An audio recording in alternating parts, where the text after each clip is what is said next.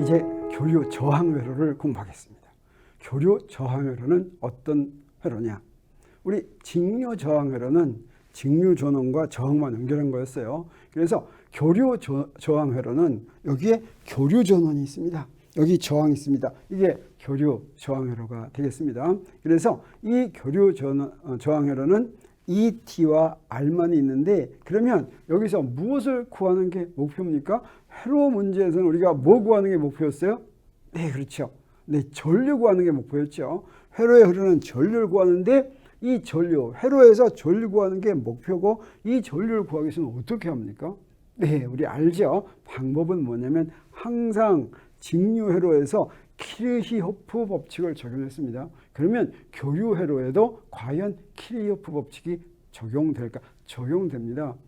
그냥 적용될 뿐 아니라 매 순간순간 적용됩니다. 그것은 우리가 이미 지난번에 직류 전원이 있는데 그때 RC 회로, RL 회로를 할 때 이미 배웠었죠. RC 회로, RL 회로에서도 스위치를 켰다 껐다 하면 짧은 시간 동안 전류가 바뀌었습니다. 그때 순간적으로 매 순간마다 키르히호프 법칙이 이제 성립했죠. 여기서도 그러면 키르히호프 법칙은 어떻게 적용하냐? 직류 회로와 똑같이 합니다. 어떻게 해요? 네, 여기 전원이 있으면 전원 빼기, 내가 지금 여기에 전류 방향을 이렇게 가정합니다.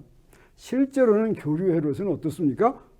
왔다 갔다 하죠. 근데 우리 교류에서 한 방향을 이렇게 정하고 그 방향으로 우리가 키르히호프 법칙을 적용합니다. 그리고 전원의 경우에는 직류 회로에서는 막대기가 긴 쪽이 항상 스칼렛 포텐셜이 높았는데, 그렇지 않고 전류 방향으로 교류 전원을 지나갈 때는 항상 기전력이 더해지는 걸로 그렇게 합니다. 그래서 이쪽 방향으로 이렇게 전류가 흐른다고 생각하고, 네, 이쪽 반시계 방향, 이 시계 방향이네요. 시계 방향으로 키르히호프 법칙을 적용하면 어떻게 됩니까? ET 빼기 IR 이렇게 되죠. 네, 그래서 I는 시간이 변하는 거지만 이게 바로 키르히호프 법칙 또는 키르히호프의 전압 법칙이다, 이렇게 이야기할 수가 있습니다.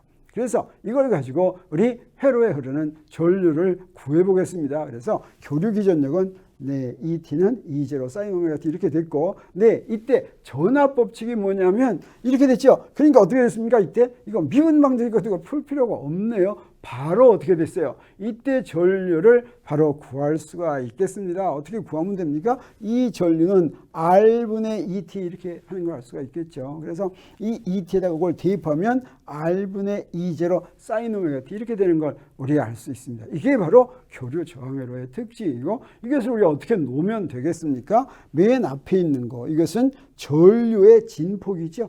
이것도 네, 교류 기전력이 사인 함수로 커졌다 작아졌다 하면, 네, 교류 저항 회로에서는 역시 사인 함수로 커졌다 작아졌다 하는 걸 우리가 알 수가 있습니다. 그러면 그 진폭은 바로 무엇과 같아지냐면 R분의 E0와 같다. 이 두 개를 비교하면 되겠죠. 그래서 그 진폭은 바로 R분의 E0와 같은데, 이거 비교했더니 이건 뭐하고 똑같습니까? 네, E0는 I0 더하기 R 이건데, 이게 바로 직류 회로에서도 이거 성립하는 거죠. 그래서 직류 회로와 최대값이 교류 저항 회로의 최대값은 직류 회로와 동일한 관계에 있다라고 하는 것을 우리 알았습니다. 그러면 이런 교류 저항 회로의 특징은 뭘까 하는 걸 보겠습니다. 이 교류 저항 회로의 전류의 특징은 여기다 구해놨어요. 기전력은 이렇게 생겼습니다. 그 다음에 전류는 이렇게 생겼어요. 자, 기전력 그리겠어요. 기전력 그리니까 이렇게 되죠. 이게 기전력이면 전류는 어떻게 생기냐면 이렇게 생겼죠. 이 전류를 그리면 어떻게 됩니까? 물론 이 진폭은 다르지만 똑같은 사인 함수니까 이렇게 되죠. 자, 그래서 저게 기전력을 그린, 시간에 대해서 그린 것이고, 그 밑에 빨간색이 전류를 시간에 대해서 그린 것인데, 이것은 특징이 뭐냐면 이렇게 얘기할 수가 있습니다. 전류와 기전력은 시간에 대해서 똑같이 증가하고 똑같이 감소한다. 기전력이 증가하면 전류도 증가하고, 기전력이 감소하면 전류도 감소합니다. 그래서 최대값에도 같이 도달하고 0에도 같이 도달하고 최저값에도 같이 도달하고 이럽니다. 자, 이것을 교류 저항 회로의 특징이다라고 이렇게 이야기하는 이유는 뭐냐면 회로 중에는 이렇지 않은 놈도 있겠다라고 하는 거죠. 이게 좀 너무나 간단하고 어쩌면 모든 회로가 다 이런 거 아니야? 이렇게 얘기할지도 모르지만 교류 기전력이 이렇게 있으면 이렇게 교류 기전력이 커졌다 작아졌다 할 때 전류가 기전력과 똑같이 커졌다 작아졌다 하지 않는 경우도 있다라고 하는 것을 여기서 얘기해 줍니다. 그러면 이것을 기전력과 전력이 똑같이 커졌다 작아졌다 이렇게 얘기하는 거는 조금 비전문적인 것 같죠. 이걸 전문적으로 사용하는 용어가 있습니다. 그 용어가 바로 어떤 용어냐면 위상이라는 용어인데 페이즈라고 하는 용어인데 페이즈라고 하는 용어는 주기적으로 일어나는 현상에서 적용합니다. 달의 모양을 보면 달의 모양도 주기적으로 변하죠.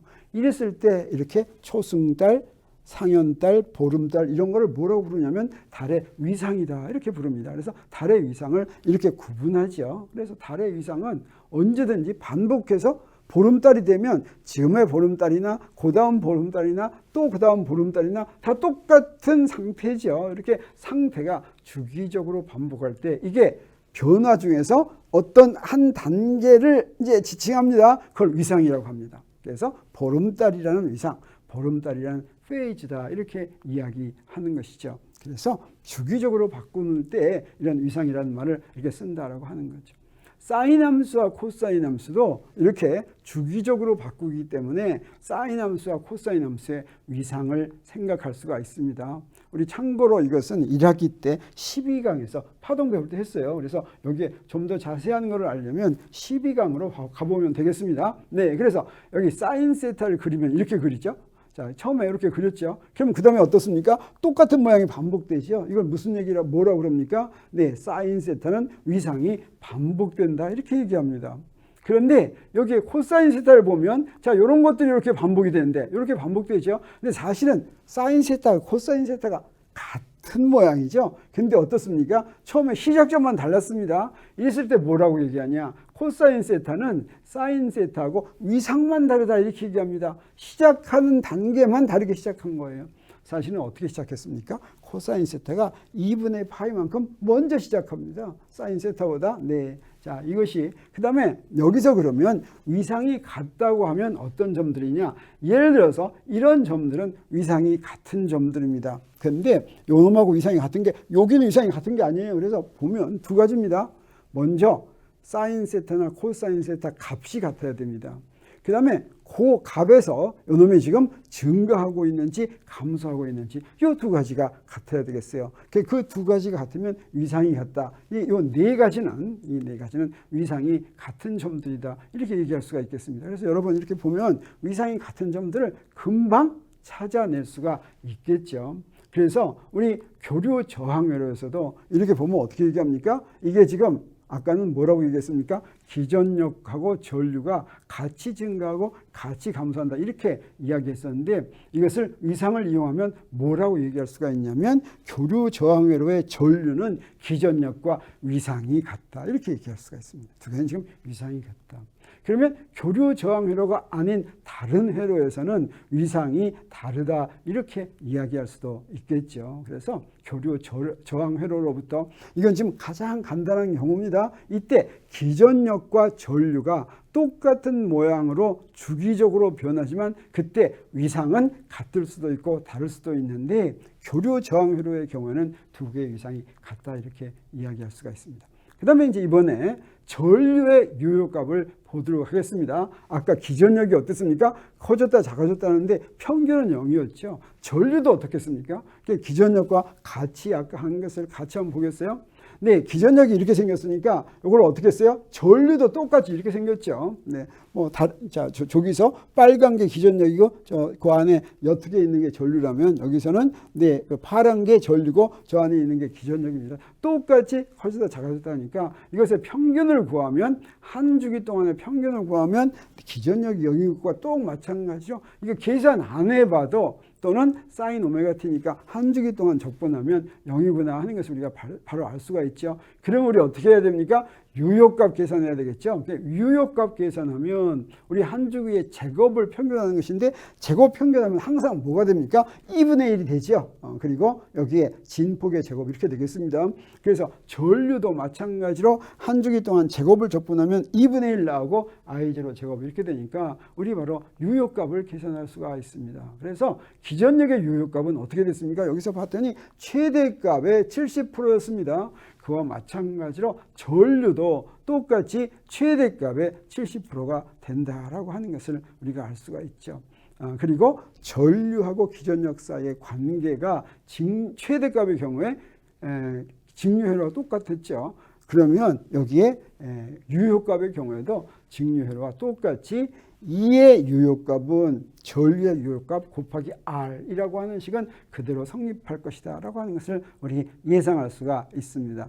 그래서 정리하면 이러네요. 교류 저항회로는 뭐였습니까? 교류 전원과 저항을 연결한 거였죠. 그래서 교류 기전력은 어떻게 표시하냐면 E0 사인 오메가 t 이렇게 표시한다면 이때 전류는 교류 저항회로의 전류는 I0 사인 오메가 t 이렇게 됐습니다. 모든 회로가 다 이렇게 되는 게 아닙니다. 교류 저항 회로만 전류가 이것과 똑같이 이게 사인 오메가 t면 이것도 사인 오메가 t 이렇게 되는 거예요. 이게 바로 무슨 얘기입니까? 위상이 같다라고 하는 특징을 가지고 있죠. 그래서 전류의 위상은 자 이렇게 봤더니 어때요? 전류의 위상이 기전력의 위상과 똑같다. 기전력과 위상이 같다라고 하는 이야기를 할 수가 있겠고, 그다음에 우리 유효값 계산했습니다. 유효값 계산했더니 전류의 유효값도 똑같이 기전력의 유효값과 마찬가지로 루트 2분의 1 I0가 된다고 하는 것을 알았습니다.